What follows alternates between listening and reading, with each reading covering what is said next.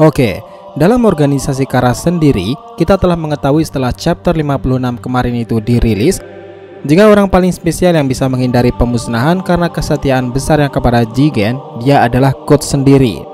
Yang fakta sebenarnya, dia ini juga lebih kuat daripada Jigen. Hanya saja nih, Amado itu memberikan limiter untuk Code sendiri. Nah, ada satu perkataan Naruto kemarin yang menarik, seperti ini. Jika dia tahu Ishiki telah dikalahkan, dia pasti akan membalas dendam. Dan kalau begitu aku pasti juga akan menjadi targetnya, dan kemungkinan terburuk Boruto pun juga demikian.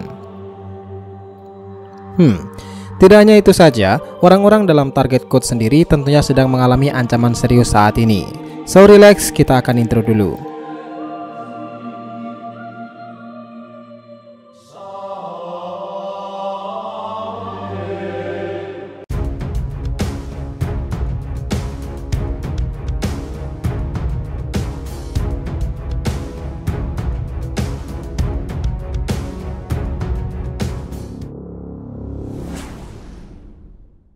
Hai guys, welcome back to the RTV channel. Nah, kali ini kita akan membahas mengenai nasib para target Code Kara sampai sejauh ini. Oke, Amado mengatakan seperti ini. Tidak hanya kau Hokage, aku pasti sudah diincar pula sejak aku mengkhianati Kara, begitupun Kawaki. Sekarang gini, jika kekuatan Code ini juga ditanam oleh sebuah limiter, lalu bagaimana caranya menggunakan hal itu? Bukannya Amado sudah memasang hal itu? Dan mestinya nih, Code sendiri tidak bisa melepaskan begitu saja. Nah, meskipun Code ini sebenarnya lebih kuat daripada Jigen, tapi Amado tidak perlu khawatir, karena dia adalah satu-satunya yang bisa menonaktifkan hal tersebut. Namun perlu diingat sebagai catatan, jika Code berhasil menculik dan menyiksa Amado, maka tentu saja target lain seperti Sasuke, Boruto, Kawaki, serta Naruto sendiri akan dalam masalah besar. Dan disinilah hal seperti itu bisa saja terjadi, apalagi Amado sendiri bukanlah seorang profesional shinobi seperti para ninja Konoha saat ini. Artinya, dia lebih mudah untuk ditangkap. Itulah alasan kenapa saat ini semuanya itu sangat genting. Dimulai dari sekarang itu, Naruto sudah mendeklarasikan Code akan jadi prioritas nomor 1. Dia bahkan siap membagi info dan intel dengan desa-desa lain. Dan maybe next chapternya mungkin akan ada pertemuan para Kage membahas mengenai hal tersebut. Nah, ngomongin soal Code nih, sepertinya di animenya yang terlalu disorot, begitu pula di chapternya, bahkan orang-orang yang keras seperti Kawaki mengatakan hal seperti ini. Biar ku beritahu Boruto, Code itu sangat kuat. Sejauh yang ku tahu saat ini dia lebih kuat daripada Delta atau bahkan Buro. Dan jika kita lihat gaya pertempuran Code sendiri, akhirnya kita juga terungkap jika tanda ikat kepala itu menggambarkan kekuatan Code sendiri. Itu layaknya sebuah ikat pinggang dengan lubang-lubang kecil di kancingnya, tetapi dalam kasus Code ini dia bisa memasukkan jarinya lalu memantulkan ke sasaran target. Teknik ini memang bukanlah teknik ruang dan waktu, tetapi dari sabu yang dikeluarkan Code, jika mengelilingi target, maka Code bisa menyerangnya meski dengan jarak jauh sekalipun. Nah, sejauh ini kemampuan orang-orang kuat Kara sebenarnya itu sederhana, tetapi mereka bisa menggunakannya dengan sangat maksimal. Jigen bisa mengecil membesarkan sebuah benda, sementara Code bermain-main dengan pita miliknya itu. Tetapi hal itu tetap saja merepotkan. Lalu sekarang ini, apa yang perlu mereka lakukan? Karena mereka saat ini dalam target Code sendiri. Dan ditambah lagi, Boruto juga sudah tahu jika ayahnya sudah tidak memiliki kekuatan besar dari Kurama. Dan ditambah lagi nih, gurunya Sasuke juga serupa, ia sudah tidak bisa memiliki Rinnegan itu. Nah, Code saat ini pun juga sedang menemui orang yang mengetahui segalanya dalam dunia ini. Dia adalah Eida Kara, mahakarya lain Amado selain Kawaki yang ternyata kekuatannya itu melebihi Jigen sendiri. Artinya, sekarang sebenarnya ada dua ancaman besar. Dua orang yang sama-sama memiliki potensi membuat onar karena keduanya berada di atas level dari Jigen. Dan sampai sekarang ini belum ada yang tahu apa motif Code sendiri ingin membebaskan Eida dari tempat kapsul tersebut. Apa yang akan dilakukan oleh orang-orang tersebut?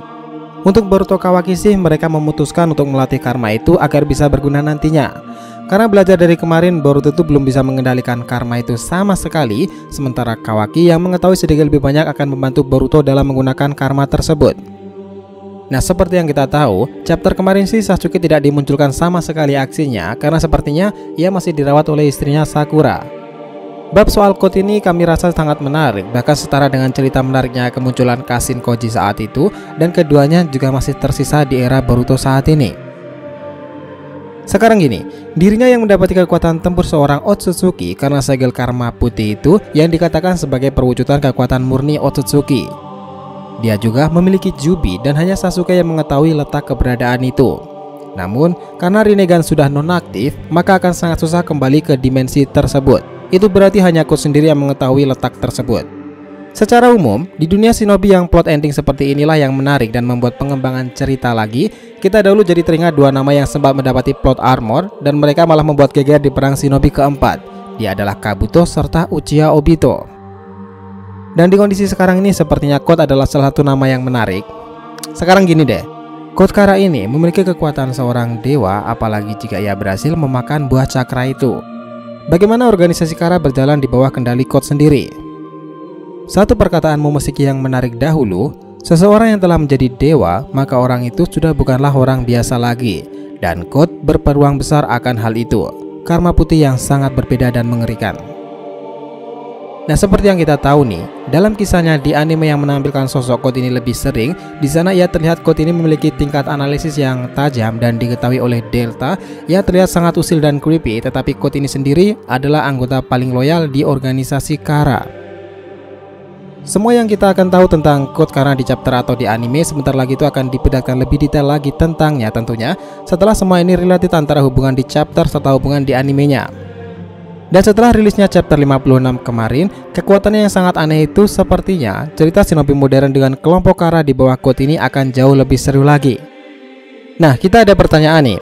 Sebenarnya Eida yang memiliki pakaian dengan motif seperti planet, bulan, dan bintang itu apakah mengidentifikasikan kekuatannya pula? Siapa sebenarnya Eida Kara ini? Dan bagaimana cara Code mengetahui semua hal itu?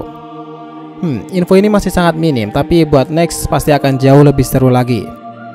Jadi kesimpulannya, ancaman besar dari Code ini tentunya akan bertambah mengerikan lagi dengan adanya informasi dari Eida sendiri. Code yang telah memiliki karma putih sebagai sebuah senjata itu memiliki kemampuan dengan pita miliknya tersebut. Lalu dirinya juga masih memiliki Jubi sebagai salah satu sumber kekuatan besar pada nantinya. This is Code Kara. So guys, jadi itulah tadi pembahasan kita mengenai nasib para target Code Kara sendiri sampai sejauh ini. Jangan lupa kasih saran di kolom komentar dan subscribe channel ini. Semoga ceritanya itu memberikan informasi dalam tiap pembahasan animenya. Thank you telah menonton konten DRTV and will be come back.